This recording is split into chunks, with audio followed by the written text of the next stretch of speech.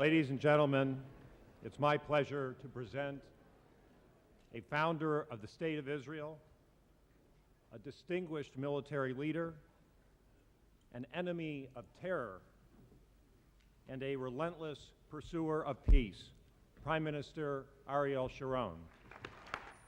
Being the only true democracy in the Middle East, Israel stands at the forefront of the conflict between the civilized world and the forces of evil.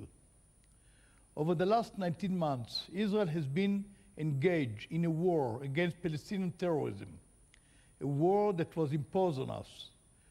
This is a war of our homes and way of life. The very foundations of our freedom are under attack. The Israeli public is strong and determined to win the struggle. There can be no moral equivalency between acts of self-defense against terror and terrorist actions. The two cannot and must not be equated. There is a world of difference between victims of terrorism and those who commit terror.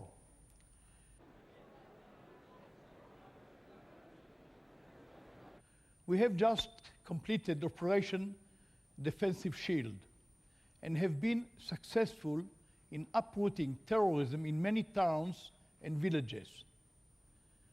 We discovered illegal weapons, bomb factories, and arrested many wanted terrorists.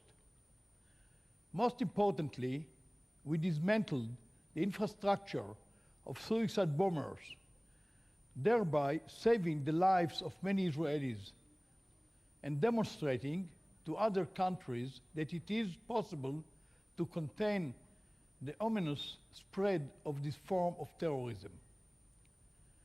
Once free of terror, we can move forward to implement the tenet ceasefire agreement. We want to live in peace with our Palestinian neighbors, but they must first accept our right to live in our ancestral homeland in peace and security. I'm optimistic about the future.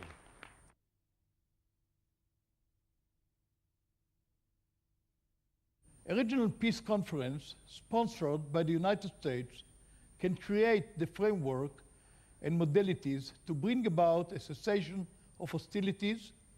It can foster a coalition of countries committed to peace and able to contain the forces of terrorism and evil threatening our lives. A regional peace conference will enable Israel to present its peace plan. This plan contains 3 phases.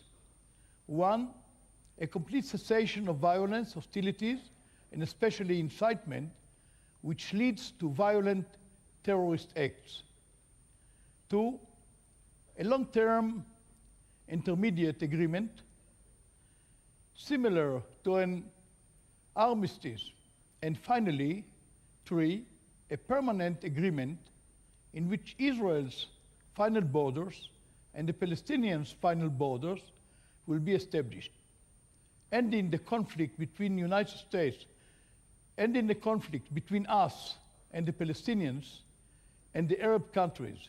This must be based on Israel's right to exist in secure borders and provide for normalized relations with all countries in the region.